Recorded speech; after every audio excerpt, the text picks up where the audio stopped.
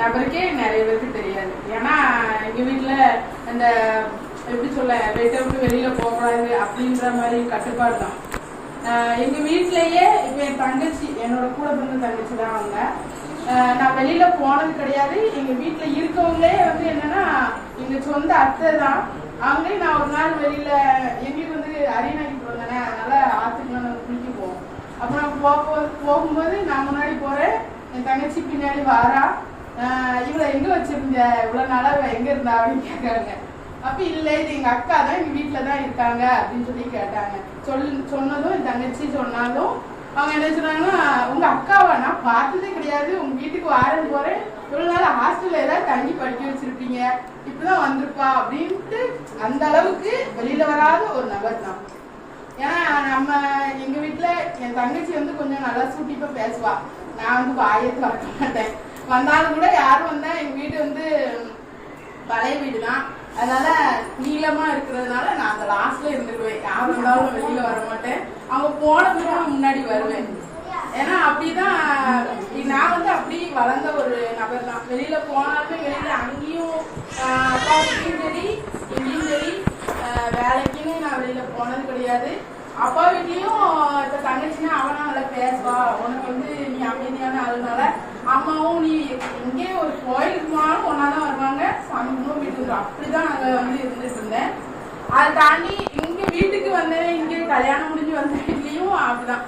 என் வீட்டுக்காரங்க நீ எங்க வேலைக்கு போற, ஏன்னா அவங்க சின்ன வயசுல இருந்து 12 வயசுலயே ஹோட்டலுக்கு வேலைக்கு போன ஒரு நபர். அதனால அவங்களுக்கு அந்த வேலையில உள்ள கஷ்டம் தெரிஞ்சதுனால நீ எங்கேயுமே வேலைக்கு போக வேண்டாம் அப்படின்ற ஒரு விஷயத்த எனக்கு சொன்னாங்க. நான் எனக்கு ஆசைதான், வெளியில போகணும் வேலைக்கு போகணும் அப்படின்ற ஆசைதான். ஏன்னா அங்கேயும் போனதில்லை, இங்கேயும் போனதில்லை. முதல்ல பெருசா படிக்கல, 10th தான் படிச்சிருக்கேன் நான். அதனால எனக்கு போகணும், ஒரு சின்ன ஒரு கடைக்கு ஜவுளி கடைக்குனா வேலைக்கு போறேன் அப்படின்றது நான் சொல்லதான் செய்வேன். ஆனா என் வீட்டுக்காரங்க அதெல்லாம் இல்லை, வெளியில போனா எவ்வளவு கஷ்டம் இருக்குன்னு உனக்கு தெரியாது, நான் சின்ன பிள்ளைல இருந்து கஷ்டப்பட்டு வளர்ந்தவன், எனக்கு அது தெரியும், அந்த காரணத்துக்காண்டி நீ போக வேண்டாம், நான் 4000 ரூபாய் சம்பாதிக்கணும். ஏன்னா என்னையும் சின்ன பிள்ளைல 18 வயசுலயே கல்யாணம் பண்ணி கொடுத்தாங்க, வீட்லயே வெளியில விட மாட்டாங்கன்னா. அதனால அப்ப ஆரம்பத்துல 10 இப்ப எனக்கு கல்யாணம் ஆகி 12 வருஷம் ஆகுது. அப்போ வந்து ஒரு 4000 ரூபாய் தான் அவங்களுக்கு சம்பளம்னு பார்த்தா 4000 ரூபாய் தான்.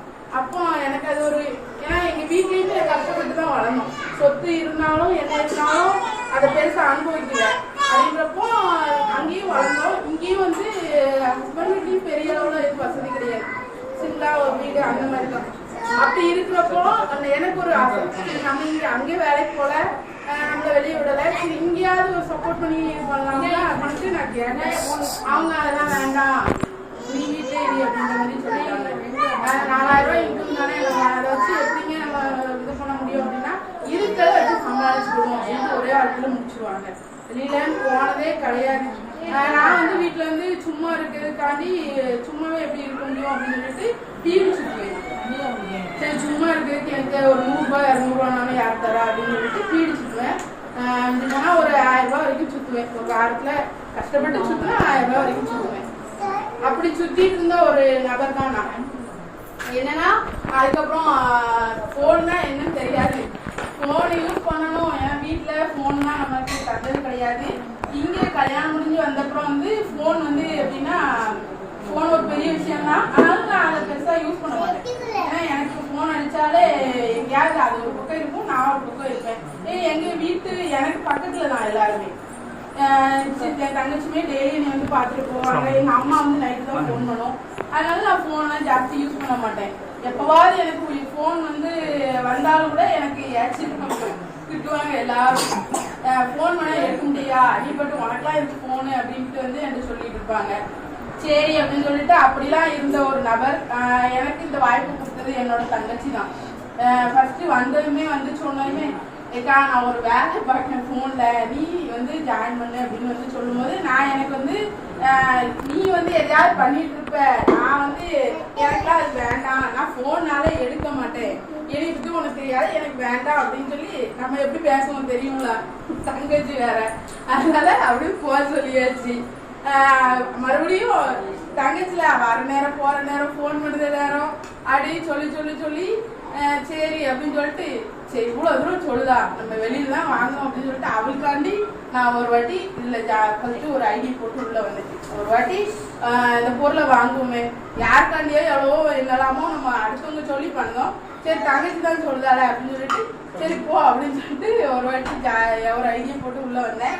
அதுக்கப்புறம் என்னன்னா இதுல உள்ள ஒவ்வொரு விஷயமும் எனக்கு வந்து வெளியிலே போகாத ஒரு நபர்னால நான் வந்து வெளியிலலாம் வெளியிலலாம் போகாத என்னால இவ்வளோலாம் பேச முடியுமா, நான் ஒரு ஆள் முன்னாடி நின்று பேசணும், என்னாலாம் பேச முடியாது, நீ வேற எதையாவது சொல்லிக்கிட்டே இருக்காத அப்படின்னு சொல்லி நான் மறுபடியும் ஜாயின் பண்ணியும் ஒரு 2-3 மாசம் வந்து கேள்வியா கேட்பேன்.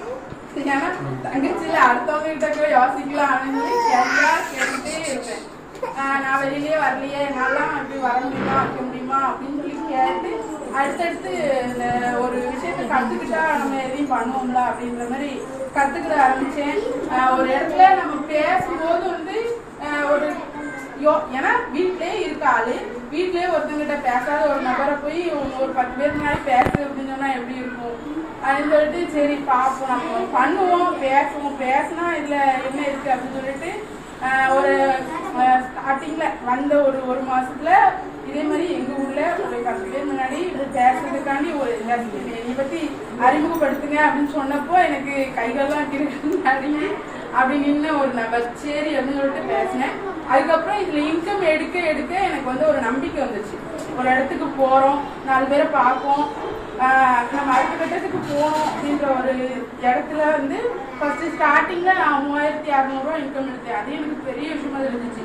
ஏன்னா ஸ்டார்டிங்ல 3200 1000 ரூபாய்க்கு வீடு சுத்திட்டு இருந்த ஒரு நபர் 3200 ரூபாய் இன்கம் எடுத்தேன்னா எனக்கு எப்படி இருக்கு யோசிச்சு பாருங்க. அது பெரிய விஷயமா தெரிஞ்சிச்சு. அதுக்கப்புறம் பார்த்தேன் இதுல நம்ம வீட்டுக்காரங்க ரொம்ப கஷ்டப்பட்டு தான் வேலை பார்க்காங்க, ஹோட்டல்ல வேலை பார்க்காங்க, அவங்களுக்காண்டி சப்போர்ட் பண்ணணும் அப்படின்றது என்னோட எண்ணம். அது ஆரம்பத்துல இருந்து இருந்துட்டு தான் இருந்துச்சு. அப்படின்றப்ப இதுல நம்ம வந்து அடுத்த ஸ்டெப் போனா நம்ம வீட்டுக்காரங்களுக்கு சப்போர்ட் பண்ணலாம் அப்படின்ற விஷயம் எனக்கு நல்லா புரிய ஆரம்பிச்சிச்சு. அதுக்கப்புறம் சரி நம்ம இதுல இருந்து சம்பாதிச்சு ஒரு 100 ரூபாய் நம்ம இந்த வாரத்துல ஒரு 1000 ரூபாய் சம்பாதிச்சாலும் உங்க வீட்டுக்காரர் ஒரு நாள் லீவ் போட மாட்டாங்களா அப்படின்ற மாதிரி எனக்கு தோணும். ஏன்னா அவங்க எக்ஸ்ட்ரா யார் லீவ் போட்டாலும் அந்த லீவை வந்து விடாம அவங்க வேலை பார்ப்பாங்க. அங்க அவங்களுக்கும் வேலை என்னன்னா ஒரு